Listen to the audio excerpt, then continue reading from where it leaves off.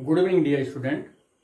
Electric field का concept हम लोग पढ़ने के बाद उस पर बेस्ड कुछ न्यूमेरिकल कर लेंगे तो इलेक्ट्रिक फील्ड का जो कॉन्सेप्ट है वो बिल्कुल उसका सिनेरियो हमारे दिमाग में क्लियर हो जाएगा कि इलेक्ट्रिक फील्ड से पर बेस्ड कैसे एग्जाम में क्वेश्चन पूछे जाते हैं, कैसे उन क्वेश्चन को सॉल्व किया जाता है, किस किस टाइप के क्वेश्चन बनते हैं। तो बेसिकली हम यहाँ पर 3 टाइप के क्वेश्चन को चूज किए हैं और उस equal to F by Q naught इस फार्मूले पर बेस्ड कुछ क्वेश्चन है, मैं इन्हीं को सॉल्व करूंगा। बेटे intensity of electric field 12th chapter का बहुत बड़े क्वेश्चन तो नहीं बता मतलब कि आते, लेकिन ये आप मानकर चलिए कि बोर्ड एग्जाम में आपको इस पर बेस्ड 2 नंबर क्वेश्चन 1 नंबर से 2 नंबर बहुत आराम से मिल जाएंगे। हाँ, एक अलग बात है कि इंटेंसिटी ऑफ इलेक्ट्रिक फील्ड पर बेस्ड इसकी जो एप्लीकेशंस हैं वो भी पूछ लिए जाएंगे तो वो 3 मार्क्स आपको दे देंगे बड़े आराम से। सबसे टफ बात यह है कि इंटेंसिटी ऑफ इलेक्ट्रिक फील्ड का कॉन्सेप्ट समझने के बाद भी स्टूडेंट को यह प्रॉब्लम होती है कि न्यूमेरिकल नहीं आ रहे हैं, न्यूमेरिकल नहीं लगा पा रहे हैं, क्योंकि वो पढ़ते तो हैं एक सिंपल डेफिनेशन, बट जब न्यूमेरिकल पूछा जाता है तो उसमें थोड़ा सा डाइवर्जन आ जाता है या कह सकते हैं थोड़ा पेकुलियर केस आ जाता है तो फिर नहीं सॉल्व हो पाता है। न्यूमेरिकल बेटे एक्सपीरियंस के बेसिस पर या प्रैक्टिस के बेसिस पर लगते हैं और पूरा एजुकेशन आप ये बोल सकते हैं कि प्रैक्टिस पर बेस्ड है। आप जितना ज्यादा प्रैक्टिस करेंगे उतनी ज्यादा आपको समझ में आएगी। आप अपनी प्रैक्टिस को बढ़ाइए, एक दिन में 5 न्यूमेरिकल लगाइए, फिर अगले दिन 6, अगले दिन 10। तो आप जब प्रैक्टिस अपनी बढ़ाते हैं तो न्यूमेरिकल का कॉन्सेप्ट और थ्योरी का कॉन्सेप्ट एक दूसरे से जो मैच करने का यूज करने का तरीका है वो आपको पता चल जाता है। तो इस तरीके से आप जो भी न्यूमेरिकल लगा रहे हैं उससे पहले जो कुछ भी आप थ्योरी पढ़ते हैं उससे उसका प्रिंसिपल पढ़ते हैं, उस प्रिंसिपल को न्यूमेरिकल में कैसे यूज करना है, कैसे अप्लाई करना है, इसके लिए आपको न्यूमेरिकल ज्यादा लगाने होंगे। और उस न्यूमेरिकल की सीरीज में हम आते हैं, फर्स्ट क्वेश्चन हमने यहां चूज किया है, how many electrons should be remove from a coins. एक कॉइन है बेटे, ये कॉइन है और बोल रहा है कितने नंबर ऑफ इलेक्ट्रॉन हम रिमूव कर सकते हैं फ्रॉम कॉइन्स ऑफ मास 1.6 ग्राम। तो यहां पर ये बेटे 1.6 ग्राम देख लेते हैं, 1.6 ग्राम, ठीक, ये है मास है कॉइन्स का, m इक्वल टू 1.6 ग्राम। बेटे ये आपको ग्राम में मिला हुआ है, कहीं मिलीग्राम तो नहीं है, ग्राम ही है। तो आप इसको 1.6 इंटू 10 टू द पावर -3 करके किलोग्राम में कन्वर्ट कर लें। अब कह रहा है so that it may just float in a electric field of the intensity, और ये फ्लॉट कर रहा है इंटेंसिटी ऑफ इलेक्ट्रिक फील्ड में, और वो इंटेंसिटी ऑफ इलेक्ट्रिक फील्ड है 10 to the power 9 newton upon coulomb directed upward. यहां पर ये इंटेंसिटी ऑफ इलेक्ट्रिक फील्ड यहां पर वर्क कर रहा है और इसका mg नीचे वर्क कर रहा है। इस mg को कौन बैलेंस करेगा? इलेक्ट्रोस्टैटिक्स फोर्स, जिसकी वैल्यू है F। इट मीन्स हम F is equal to mg लिख सकते हैं और ये इलेक्ट्रोस्टैटिक्स फोर्स का रेशियो होता है, सपोज कर लेते हैं इस पर चार्ज जो है Q है, तो ये फार्मूला ये भी रहता है E equal to F by Q। ये जिस इंटेंसिटी ऑफ इलेक्ट्रिक फील्ड में है E है, इस पर फोर्स जो इलेक्ट्रोस्टैटिक्स लग रहा है F अपवर्ड, क्योंकि हमने आपको बताया है कि जो फोर्स की डायरेक्शन होती है वही इंटेंसिटी ऑफ इलेक्ट्रिक फील्ड की डायरेक्शन होती है, और जो इंटेंसिटी ऑफ इलेक्ट्रिक फील्ड की डायरेक्शन होती है वही फोर्स की डायरेक्शन होती है। ये F फोर्स से, F इलेक्ट्रोस्टैटिक्स फोर्स से कॉइन्स ऊपर खींचा जा रहा है और इसका वेट नीचे डाउनवर्ड लग रहा है। ये दोनों फोर्स इक्वल होंगे तभी ये फ्लॉट करेगा इंटेंसिटी ऑफ इलेक्ट्रिक फील्ड में। ये इंटेंसिटी ऑफ इलेक्ट्रिक फील्ड के में क्या कर रहा है? फ्लॉटिंग कर रहा है। इसका मतलब F mg के इक्वल है। That electrostatic force is equivalent of the weight of the coins and the intensity of the electric field, जिसमें ये कॉइन्स है उसका intensity of electric field is equal to F by Q. यहां से बेटे E F की value हम M G लिख सकते हैं और अपान क्यू। हमें कैलकुलेट करना है, कैलकुलेट क्या करना है, नंबर ऑफ इलेक्ट्रॉन, और नंबर ऑफ इलेक्ट्रॉन को हम डिनोट कर सकते हैं स्मॉल एन से। Number of electron is denoted by small N. Here Q is equal to N E होता है बेटे, और एन यहां से क्यू की प्लेस पर एन ई हम प्लेस कर सकते हैं। M G is equal to N E and N is equal to M G upon E small E capital E. We know that the value of mass of the coins is 1.6 into 10 to the power minus 3 kilogram, 1.6 into 10 to the power minus 3 kilogram, and the value of small g is g. What is the g? The acceleration due to the gravity which is act on the coins due to the earth. Because of this coins is presence in the field of gravitational field of the earth. जब ये अर्थ के gravitational field में है तो small जी की value भी इस पर एक्ट होगी, which is the value of 9.8 metre upon second square.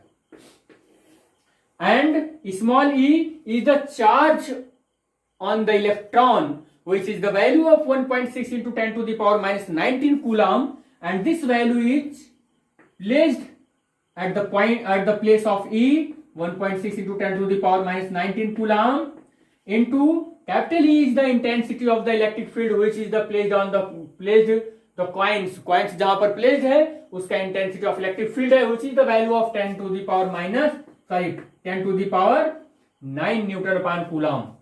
Here 1.6 or 1.6 both are cancelled to each other, then 9 newton upon coulomb. और यहां से बेटे हम लोग सॉल्व कर लेते हैं। The number of electron calculate होकर आ जाएगा n इक्वल टू, देखिए 9.8 अपॉन 9.8 ओनली यही बच रहा है, 10 टू द पावर बेटे माइनस 3 ये है, ये माइनस 19 ऊपर जाएगा तो प्लस में 19 बनेगा, ये प्लस 9 है तो ऊपर जाएगा तो माइनस 9 बनेगा। और इस तरीके से n इज इक्वल टू आपका 9.8 10 टू दी पावर ये 9 और 3 माइनस 12 और प्लस 19 ये हो जाएगा 6, तो नहीं 12 और 9 ये 7 हो जाएगा 7। तो n is equal to 9.8 into 10 to the power, या आप ऐसे भी लिख सकते हैं 98 into 10 to the power 6 number of electrons on the surface of the coins which is hanged in the intensity of electric field, या फ्लॉट कर रहा है जिस भी electric intensity of electric field में, इस पर इतने इलेक्ट्रॉन क्या होंगे, how many electron should be removed from the points of the मास, इतना इलेक्ट्रॉन होगा 9.98। हाँ ओके, इसी में नेक्स्ट न्यूमेरिकल है बेटे, वीडियो को पॉज करके नोट कर लीजिएगा बेटा, मैं यहां पर मिटा दे रहा हूं।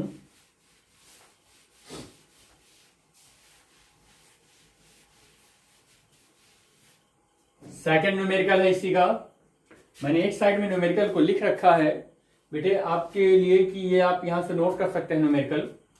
A pendulum of the mass 80 milligram. मैं फर्स्ट न्यूमेरिकल भी यहां से थोड़ा सा, क्योंकि मुझे ज्यादा जगह की जरूरत होगी इस न्यूमेरिकल के लिए तो मिटाना पड़ेगा, ये फर्स्ट न्यूमेरिकल में मिटा दे रहा हूं, पॉज करके वीडियो को आप नोट कर लीजिएगा। The pendulum of the mass 80 milligram, mass of the pendulum, ये सेकंड क्वेश्चन का सॉल्यूशन है बेटे। मास ऑफ द पेंडुलम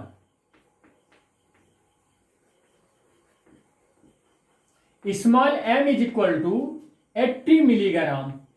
बेटे मिलीग्राम को आप कैसे कन्वर्ट करोगे, 80 और 10 to the power minus 6 kilogram. अरे भाई देखो आप, मिलीग्राम में 10 टू दी पावर माइनस 6, अब ग्राम हो गया, 80 into 10 to the power minus 6 gram हो गया।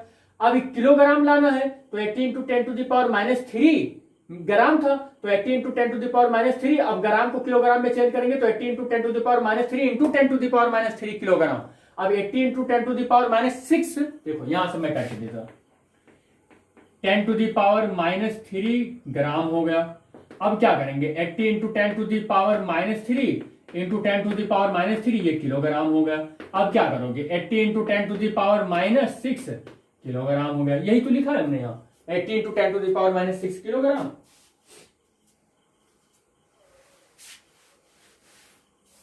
आगे देखिए, ये gram carrying a charge of 2 into 10 to the power -8, और ये जो मास ऑफ पेंडुलम है, ये चार्ज जो कैरी कर रहा है, charge on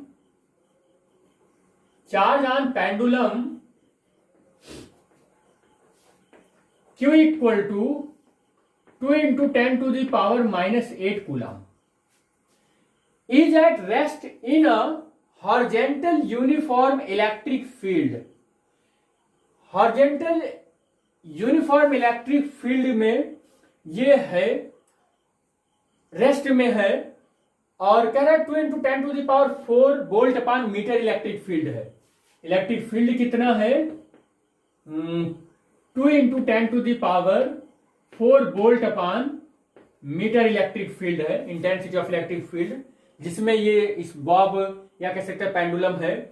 find the tension of the thread of the pendulum and the angle of the makes with the vertical. देखो बेटा, हमें यहां पर बनाना होगा ये डायग्राम जो ये बोल रहा है। सपोज दैट ये मेरा एक पेंडुलम की सिचुएशन है। जब ये पेंडुलम एक हॉरिजॉन्टल यूनिफॉर्म या हॉरिजॉन्टल उसमें सर्कल में होगा तो कुछ इस तरीके से ऐसे मूव करेगा। तो जब यहां पर आएगा तो इस पर एक रेस्टोरिंग फोर्स वर्क करेगा और इधर लाना चाहेगा, बट जो सेंट्रीफ्यूगल फोर्स है वो इधर लाना चाहेगा। लेकिन यहां पर जो थ्रेड है उसमें टेंशन इधर है। अब ये किसी एंगल पर है, थीटा पर है, ये थीटा पर है। तो ये टेंशन क्या करेगा, इसके दो कंपोनेंट होंगे, एक वर्टिकल कंपोनेंट होगा और एक हॉरिजॉन्टल कंपोनेंट होगा। जो हॉरिजॉन्टल कंपोनेंट होगा टी साइन थीटा, ये बार बार इसको इस पोजीशन में लाने की कोशिश करेगा, इक्विलिब्रियम पोजीशन में लाने की कोशिश करेगा। लेकिन यहां से यहां तक आने के पर इसके पास इतनी एनफ काइनेटिक एनर्जी हो जाएगी कि इस पॉइंट को क्रॉस करके फिर यहां आ जाएगा और ऐसे चलता रहेगा। लेकिन इस रिंग से बाहर या इस सर्टेन पाथ से बाहर ना चला जाए, इसको बैलेंस करने के लिए रिएक्शनरी फोर्स है या सेंट्रीफ्यूगल फोर्स है या कह सकते हैं इलेक्ट्रोस्टैटिक्स फोर्स इधर वर्क कर रहा है। F equal to QE, F equal to QE। और इस टी साइन थीटा यानी बॉब को मैनेज कौन कर रहा है, इसका डाउनवर्ड का कंपोनेंट जो है mg, और ये है थीटा। भाई टी के दो कंपोनेंट होंगे, एक टी कॉस थीटा और एक टी साइन थीटा। हमें क्या करना है, टी यहां पर जो जो बैलेंस जिसको कर रहा है आप लिख दो। टी कॉस थीटा को कौन बैलेंस कर रहा है, mg, ये इक्वेशन फर्स्ट बनाओ आप। और टी साइन थीटा को कौन बैलेंस कर रहा है, QE। अब आप क्या करो, ये इक्वेशन आपका फर्स्ट है, ये आपका इक्वेशन सेकंड है, दोनों को डिवाइड कर दो आप। दोनों को डिवाइड करोगे T sine theta upon T cos theta, divide करोगे तो QE अपान mg मिलेगा आपको। Sine theta T cancel, sine और कॉस टैन थीटा हो जाएगा। Q की वैल्यू आपको मालूम है 2 into 10 to the power -8। E की वैल्यू भी आपको मालूम है 2 इंटू 10 टू दी पावर 4।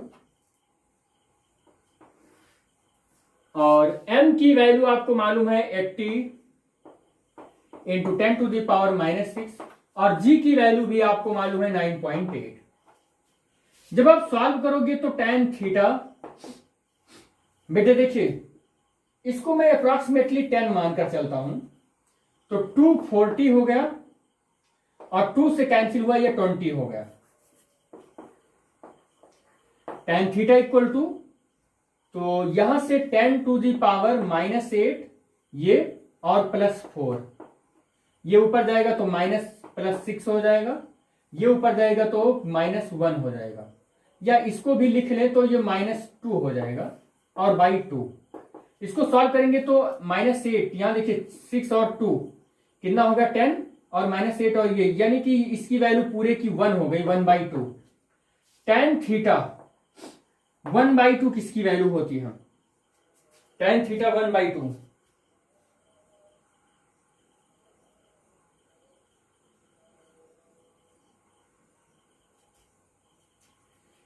ये अप्रोक्सीमेटली tan 27 डिग्री की वैल्यू होती है, यानी कि थीटा इक्वल टू 27 डिग्री। अब बेटे मेरे पास थीटा मालूम हो गया, ये पूछ भी रहा है, क्या पूछ रहा है? Angle it's makes with the vertical, vertical से कितना एंगल बनाएगा, वर्टिकल से कितना एंगल बनाएगा, थीटा की वैल्यू अप्रोक्सीमेटली 27 डिग्री बनाएगा। फिर भी एक चीज पूछ रहा है, find the tension of the thread, tension पूछ रहा है। आप इस किसी भी इक्वेशन में रखो, किसी भी इक्वेशन में रख के सॉल्व कर लो। tan देखिए, तो मुझे किसी भी क्वेश्चन में जैसे रखना है, इस क्वेश्चन में मैं यहां क्वेश्चन मिटा दे रहा हूं बेटे, मेरे पास जगह थोड़ा कम है।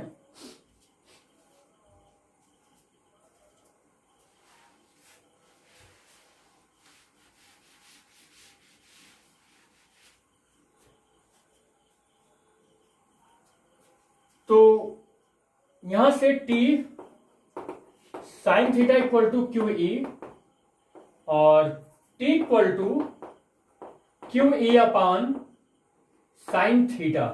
क्यू की वैल्यू ये 2 into 10 to the power -8, E की वैल्यू ये है बेटा 2 इंटू 10 टू द पावर 4, और साइन थीटा मतलब sine 27 degree. After solving that we will get the tension of the thread is 8.81 into 10 to the power -4 newton. So tension of the thread of the pendulum in this situation we will get 8.81 into 10 to the power -4 Newton. बेटे इसको solve करोगे इतना आ जाएगा, कुछ काम कर लेना।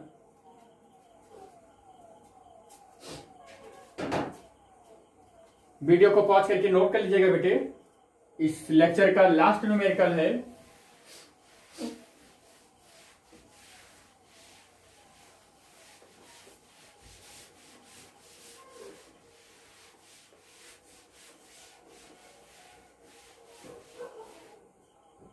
देखिए बेटा, यहां लास्ट न्यूमेरिकल जो बोल रहा है पहले उसको ध्यान से देख लेते हैं। एन इलेक्ट्रिक फील्ड, या हम इस ग्राफ को उठा के यहां साफ साफ बना ही लेते हैं। ये मेरे पास एक कैपेसिटर है जिसकी 2 प्लेटें हैं और एक नेगेटिव चार्ज है और एक पॉजिटिव चार्ज है। ये क्वेश्चन ने बोल रखा है कि एन इलेक्ट्रिक फील्ड ये कुछ मिस हो रहा है, electric field E is set up the between the 2 parallel plate of a capacitor. Capacitor की 2 प्लेटें हैं और जिन पर चार्ज पॉजिटिव और नेगेटिव है, जो फिगर में बिल्कुल यहां दिख रहा है आपको। And the electrons enters the field symmetrically, field की सिमेट्रिकली, फील्ड की जो डायरेक्शन है वो ये डायरेक्शन है, ये डायरेक्शन है।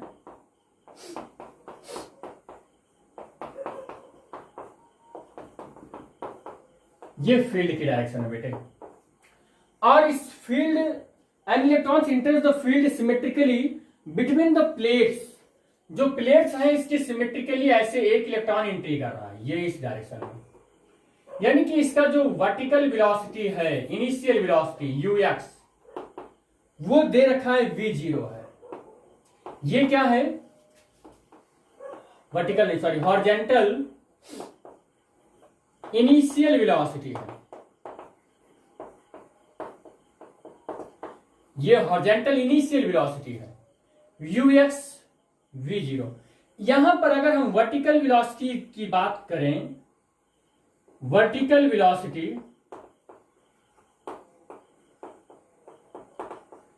यानी कि uy, तो ये 0 है इस पोजीशन पर, क्योंकि जो इलेक्ट्रॉन है एंट्री कर रहा है सिमेट्रिकल बिल्कुल पैरेलल प्लेट के।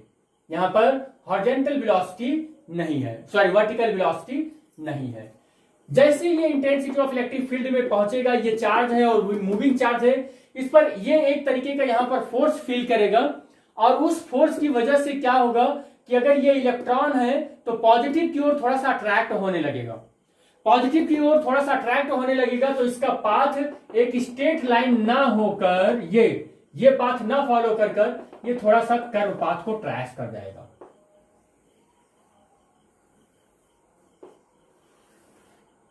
ये ऐसे कर्व पाथ को ट्रेस करेगा।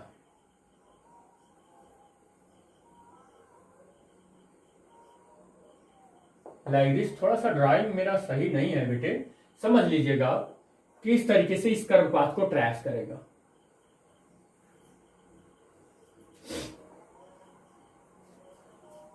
तो पूछ रहा है कि ये field symmetrically between the plates with in the speed of v0, और ये जिस स्पीड से ये निकल रहा है v0 स्पीड से, the length of the each plates is l, और इसकी लेंथ जो हर एक प्लेट की है वो स्मॉल l है। स्मॉल l कहां गया ये। तो फाइंड कीजिए angle of the deviation of the path of the electron as the comes out of the. तो ये बोल रहा है कि आप इसका डेविएशन का एंगल फाइंड आउट कीजिए, ये थीटा फाइंड आउट कीजिए, ये थीटा फाइंड आउट कीजिए कि इलेक्ट्रिक फील्ड से किस एंगल पर निकला है ये। यहां पर मैं वर्टिकल वेलोसिटी की बात करूं, थोड़ा सा बाहर बना के देखते हैं। यहां पर वी वाई हो गया और यहां पर वी एक्स है, ये वी एक्स वी जीरो ही है। यहीं पर पहले मुझे अगर वर्टिकल वेलोसिटी मालूम हो जाए तो ये टेन थीटा का ये सब पूरा रेशियो से लगा के फाइंड आउट कर सकते हैं। तो हम देखें कि यहां पर इसका एक्सीलरेशन कितना होगा, क्योंकि फर्स्ट ला यूज कर लेंगे उसी से। तो एक्सीलरेशन देखिए इस पॉइंट पर basically acceleration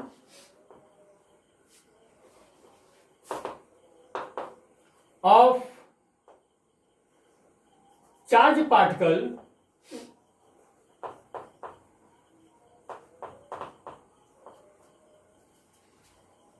in vertical direction. तो वर्टिकल डायरेक्शन में जो एक्सेलरेशन होगा वो F इक्वल टू क्या होगा, QE, और F की वैल्यू m में होगा, और QE और A इक्वल टू कितना हो जाएगा, QE अपॉन m। ये इसका एक्सेलरेशन होगा। अगर यहां से ये एक्सेलरेशन हो गया तो हम इसकी वेलोसिटी भी फाइंड आउट कर सकते हैं। तो वर्टिकल वेलोसिटी अगर फाइंड आउट करेंगे तो V Y equal to U Y और प्लस AT। बेटे जो मेरे पास यू वाई है वो 0 है और वी वाई है मेरे पास A की वैल्यू QE और बाई M। तो V Y is equal to QE by M, और T भी है यहां पर स्मॉल t। अच्छा, T की वैल्यू भी हम यहां कैलकुलेट कर सकते हैं। इलेक्ट्रॉन ने सपोज कर लेते हैं T सेकंड में इस प्लेट की L लेंथ की प्लेट को क्रॉस कर लिया। तो इलेक्ट्रॉन ने L लेंथ की प्लेट को क्रॉस कर लिया T सेकंड में, तो यहां पर हम कैलकुलेट कर सकते हैं distance travelled by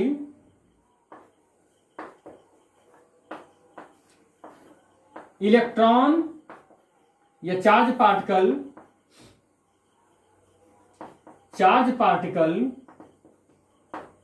distance travelled by charge particle in T time, then यहां से T इक्वल टू क्या हो जाएगा बेटे, V वेलोसिटी से जा रहा है, सॉरी L डिस्टेंस जा रहा है और V वेलोसिटी से, भाई V 0 वेलोसिटी से जाएगा। T इक्वल टू ये time equal to L upon V 0 velocity से जाएगा। ये T की वैल्यू उठा के यहां रख दो आप। Vy equal to QE upon M, और T की वैल्यू रखेंगे L upon V0 Vy equal to QE L और mv0। अब आपको वर्टिकल वेलोसिटी मालूम हो गई, QE L अपान mv0, और हॉरिजॉन्टल वेलोसिटी भी आपको मालूम है, हॉरिजॉन्टल वेलोसिटी चेंज नहीं होगी, वो वेलोसिटी वही रहेगी। तो आप यहां से tan थीटा के रेशियो में आप कैलकुलेट कर सकते हैं। ये पूछ रहा है आपसे कि किस वेलोसिटी से निकल रही है बेटे, tan थीटा ये पूछ रहा है किस डायरेक्शन में निकल रहा है। निकलने का मतलब जो tan थीटा है वो रेशियो ऑफ द वेलोसिटी है, तो रेशियो ऑफ द वेलोसिटी है, तो यहां पर tan थीटा का जो रेशियो होगा परपेंडिकुलर अपान बेस होता है। परपेंडिकुलर मेरा Vy है और जो बेस है वो Vx है। Velocity of vertical component and the velocity of horizontal component, the ratio of this is known as slope of the curve। इस कर्व का स्लोप आ जाएगा। then tan theta is equal to Vy की value आप यहां रखो, QE small l mv0 और into 1 अपान Vx की value बेटा V0 ही है, तो आप यहां से कैलकुलेट करेंगे QE L upon mv0 square, that is the tan theta. इस एंगल से निकलेगा। यहां पर पूछ रहा है find the angle of the deviation of the path of the direction of its the comes out of the field. तो field से इस डायरेक्शन से निकलेगा QEL अपान mv0 स्क्वायर। वीडियो को पॉज करके नोट कर ले बेटा। Thank you.